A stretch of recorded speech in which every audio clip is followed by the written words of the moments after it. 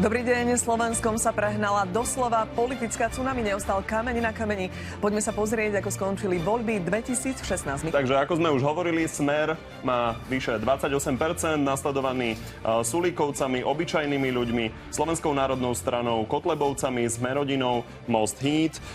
A do parlamentu sa dostala aj sieť Radoslava Procházku.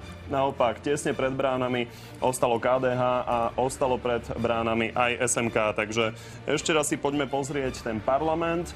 Je jasné, že Smer obsadí najviac kresiel, aj keď výrazne menej ako v posledných voľbách. Má 49, SAS 21, Matovičovci 19, SNS 15, Kotlebovci 14, Smerodina 11, Bugárovci 11, 10 sieť. Pán Jaroslav Paška, SNS a Marian Kotleba, ostatní sú na ceste a naozaj je to taká pomerne bizarná situácia, pretože aj zástupca Smeru, pán Robert Kaliňák, stojí pred štúdiom, nechce ísť diskutovať zatiaľ v takejto zostave s Marianom Kotlebom. Áno, vidíme, ako prichádza, chce si počkať aj na ostatných. Pán Kotleba, čoho je to vizitka?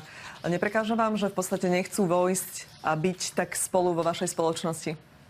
Je to úplne jasné. Je to vizitka toho, že tí, ktorí majú na rováši súčasný stav republiky, tí, ktorí rozkradli náš štát, nechcú byť priamo konfrontovaní.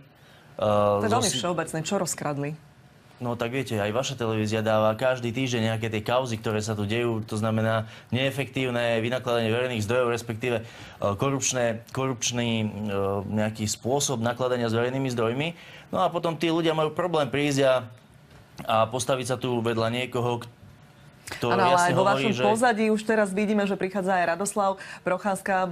Dobrý deň, vidím, že ruky ste si nepodali ani s pánom Paškom. Pán Kaliňák? Dobrý deň, tak ste ma poslali sem, tak som tu. Áno, len išli si tak poza pána Pašku, že či si nepodáte ruku... Dostaňme, ďakujem pekne. Dobre, takže pán Kaliňák, výsledky sú podľa vás aké? Dramatické.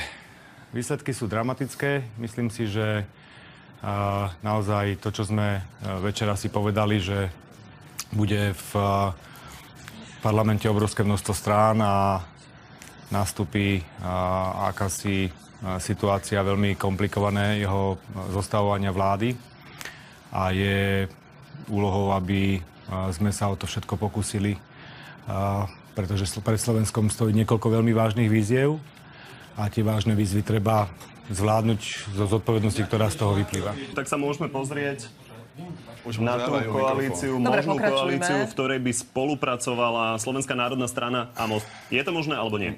Viete čo, tak ako pred voľbami sme hovorili, že nie, to platí aj teraz.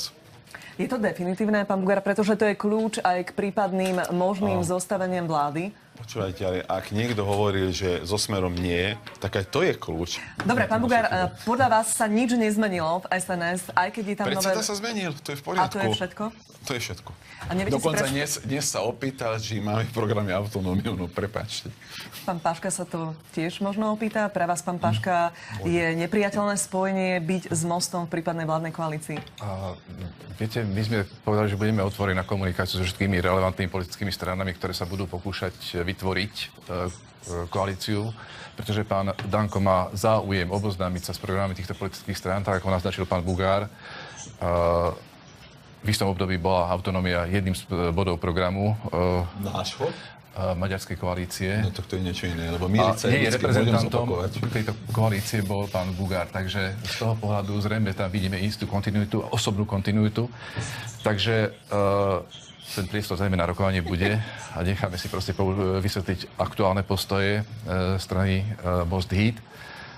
A o to je asi politický dialog. Ak majú politické strany fungovať a spolupracovať pri riadení štátu, tak by mali poznať, povedal by som, aj svoje ciele, politické orientácie a treba si to vyjasniť. Pán Sulík, včera v noci sa začalo hovoriť o naozaj nepredstaviteľnej koalícii predtým, o super širokej koalícii pod vedením premiéra Richarda Sulíka. Zdá sa, že sa to trošku rozpadá. Viete si predstaviť, že by ste zostavovali vládu?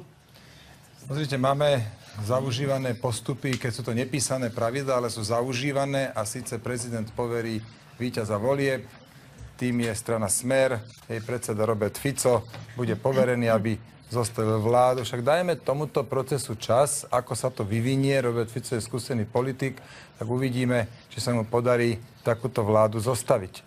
Problém je v tom, že keď spočítate všetko na Nič tej nesedí, strane... pán Bugár, všetko je pád. 76 Hľadáme aspoň hlasov. skulinku, kde by to bolo možné, z ktorej strany. Pani redaktorka, viete si vy predstaviť, že to nebude koalícia, povedzme, 5 strán alebo 6, ale to bude koalícia ďalších ešte 3 strán, ktoré sa dostali či povedzme cez SAS alebo cez Olano do Toľko ani parlamentu. funkcií nie je k dispozícii. No však... Ja myslím, že zle počujem. Však teraz sme boli pred pol hodinou v STV a pán Procházka pred chvíľočkou povedal, že nepovedal to takto, že príjme a stretne sa. Pred chvíľkou bolo povedané, nie? Však kolegovia mi potvrdia, že musí si stretnúť, v pondelok sa zídu, potom sa rozhodne a zamotal to. A teraz tu na takto rozprávate. Viete čo, vy klamete. Vy klamete normálne, ja nechápem. Ja som došiel do politiky a počúvam tu samé klamstvá. Povedzte mi to klamstvo. No teraz, pred chvíľočkou sme boli v STVčke a povedali ste jasne, že musíte si to najprv prebrať. A teraz nám tu rozprávate pred všetkými, ako samozrejme transparentne ide sa s každým stretnúť. Pán Kollár, ja som to povedal už v noci. My sme mali tlačovú konferenciu a povedal som to, čo som zopakoval. Som si všimol. Pán Kollár, ja som povedal to isté, čo hovorím Všetci to teraz. počuli. Ale ja som povedal to isté, čo hovorím teraz už Ja sa len zabávam na tomto. Fakt, tá politika, perfektná vec. Toto je presne to, kde my nie sme. Proste my sme o tom teda obsahu, nie. čo treba urobiť. To teda nie. A ja som povedal v noci, že to stretnutie absolvujeme a povedal som aj dnes, že na to, aby som na ní šiel s nejakým mandátom, tak proste, viete, ja nemám tam bývalú Milenku a proste ľudí, ktorých, že pozberaných z ulice. Ja mám reálnu politickú stranu. Poďme na pána Kotlebu. Vás jednoznačne odmietli v podstate všetky strany, ktoré tu stoja. Ste pripravení teda ísť do opozície, alebo sa chcete akokoľvek podieľať na vládnej moci? Keďže je toto moje prvé vystúpenie dnes, tak v prvom rade sa chcem poďakovať voličom za to, že nám dali dôveru, že sa nenechali zmanipulovať tou mediálnou propagandou a tými akože prieskumami verejnej mienky. A taktiež sa chcem poďakovať Pánu Bohu, pretože bez Pána Boha je všetko úplne márne a naopak s ním je všetko možné. No a na vašu otázku musím povedať, že my sme nešli do politiky ani do Národnej rady pre nejaký osobný prospech alebo pre nejakú túžbu pomoci, ale preto, aby sme pomohli Slovensku a preto, aby sme naplňali program, s ktorým nás ľudia do Národnej rady zvolili. To znamená, či vo vláde alebo v opozícii budeme robiť všetko preto, aby sa aspoň niektoré z bodov nášho programu podarilo naplniť. A tú realitu asi vnímate, že pokus o zúčastnenie sa vo vláde asi je nereálny z vašej strany v tomto Áno, ale my sa ani silou mocou netlačíme ani na jednu stranu, ani na druhú. Máme svoje jasné hodnoty, svoje piliere národné, pilier národný, kresťanský a sociálny a myslím si, že či na tej alebo na tej strane by tieto hodnoty utrpeli ťažký debakel. Ak sme videli napríklad klub poslanecký pána Matoviča, teda Olano, no tak ten poslanecký klub nebol nejak stabilný. Otázne je, či bude teraz stabilný. To nehovorím len o tom, že kto odišiel, kto nie, ale tie hlasovania, viete, ak vláda má mať 76 hlasov a dvaja povedia, že ale toto just neurobíme, lebo to sa stalo aj pri rozpočte v radičovej vláde, no tak to je potom katastrofa ešte k tomu pred našim predsedníctvom. Ale mandát, aby si realizoval aj program Mostu, si dostal aj ty. A túto zodpovednosť voči voličom Mostu máš aj ty. Je to ale veľmi milé počúvať teraz kolegu, ktorý využil každú možnosť, aby poškodil strane stále tú Most minulosť. Bela, po voľbách kolega. sa zvykne robiť hrubá čiara. Toto som si nevymyslel. Ja toto som počúval, keď ty si bol v politike tak dlho, ako ja som dnes. Že nie od teba, ale vtedy skáka. Dobre, do volieb sme konkurenti, teraz spravíme hrubú čiaru a poďme to skúsiť pozliepať a vládnuť. Do volieb sme boli konkurenti, to znamená, že na úkor, povedzme, iných pravicových strán získam pár percent, oslavím pravicovú stranu a jedna sa ani nedostala do parlamentu. No, pardon, ale čo to je? Pán Kollár, vy ste pripravení vstúpiť do pravicovej vlády priamo? Alebo teda zotrváte v tom, čo ste hovorili, že by ste ju podporovali z parlamentu? Zotrvám na tom, že by som podporoval z parlamentu. Aj to vysvetlím. Viete, Za žiadnu cenu nevstúpite? Vysvetlím do to. vlády? Vysvetlím to. Viete, my sme sa úplne na začiatku vymedzili voči strane Smer. A ja som očakával, že už aj pri tej kampani proste tá strana to zachytí a proste očakával som nejaké podpásovky. A musím povedať, že sa nedostalo ani jednej podpásovky zo strany Smer. Skutočne ani jednej. Ale na druhej strane som tieto podpásovky dostal od tunak stojacich pravicových vlád. To znamená, že... Vláda alebo politikov? Tunak stojacich politikov, ktorí sú samozrejme... A konkrétne? Koho máte na mysli? Tak napríklad od pána Matoviča, jeho kandidáta, proste ten vytvoril hejt, ktorý proste mal spôsobiť to, že som platený Ficom a som jeho kôň a samozrejme idem rozdrobiť pravicu, napríklad. No a nakoniec čuduj sa svete, že na posledný deň sa objaví inzerát s veľkým mešcom, ktorý stal minimálne 10 000 eur, aj v pluske, aj v novom čase. A zase, keď sme pátrali potom, kto to bol, tak to bola len náhoda, ale bol to zamestnanec pána Matoviča, ktorý to dodával. Ale viete, to znamená, že...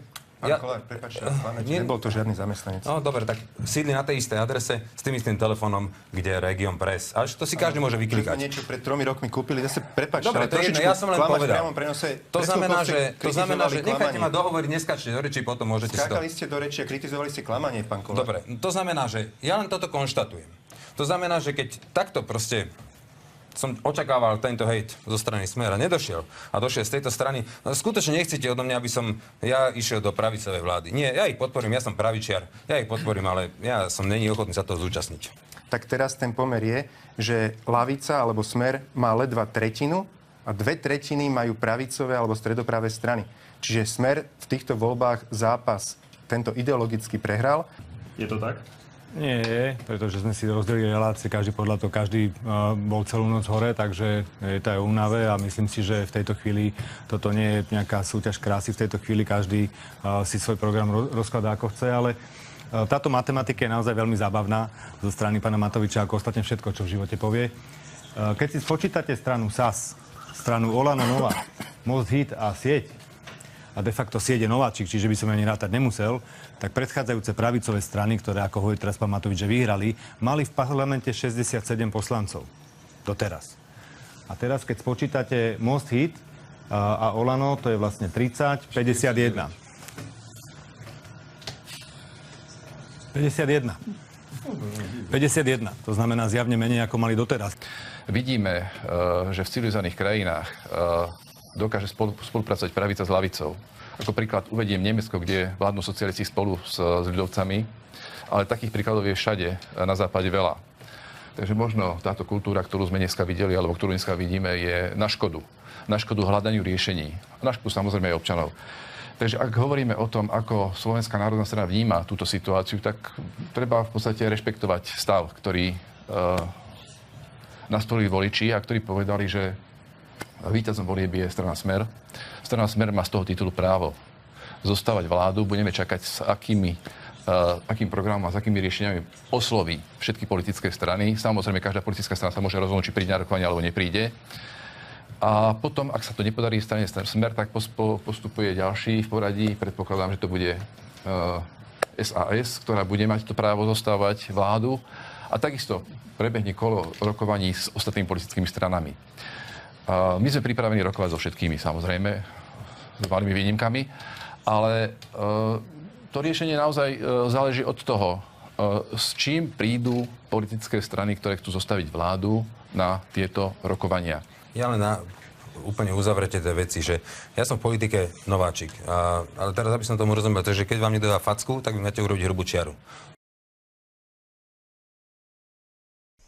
Aj keď prezident poverí Roberta Fica zostavením vlády až zajtra, neformálne rokovania o možnej podobe nového kabinetu viaceré strany už naplno rozbehli.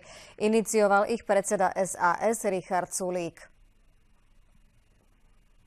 Šéf liberálov sa rozhodol rokovať s 5 stranami. Sú nimi Olano Nova, Most Hit, Sieť, SNS a Smer-Rodina. S týmito 5 stranami vieme vytvoriť mimoriadne stabilnú koalíciu s 87 mandátmi. Šéf národnierov Sulíkovi v zápäti odkázal, že s ním rokovať nebude. Aspoň zatiaľ. Andrej Danko sa rozhodol, že si za jeden stôl sadne len s tým, koho prezident Kiska poverí zostavením vlády. Od dnešného dňa, keď vám niekto povie, že rokoval s predsedom SNS iným ako oficiálnym spôsobom, niekto iný ako má mandát, tak klame. A nikto ma na žiadnom takom stretnutí okrem stretnutia s človekom, ktorý mandát dostane, neuvidí. Kolotoč predvolebných rokovaní tak roztočil Sulík bez Danka a zatiaľ aj bez Procházku. Stretol sa však s Bélom Bugárom a Danielom Lipšicom. Rokovali aj o programových prioritách, o akých to ale prezradiť nechceli. Zo stretnutia vraj majú dobrý pocit. Príjemná, konštruktívna atmosféra. Mám dobrý pocit z toho, že postavíme silnú, stabilnú vládu. Béla Bugár na otázku, či naďalej platí, že Most Híd nebude rokovať so Smerom, odpovedal takto. Prepáčte, ale vidíte, s kým rokujeme? Čo hovoríte na tieto vyjadrenia? To hovorím každému. Ja viem čítať a písať. Keď bude čas, stretnem sa s tým, s kým chcem, kedy chcem a ako chcem.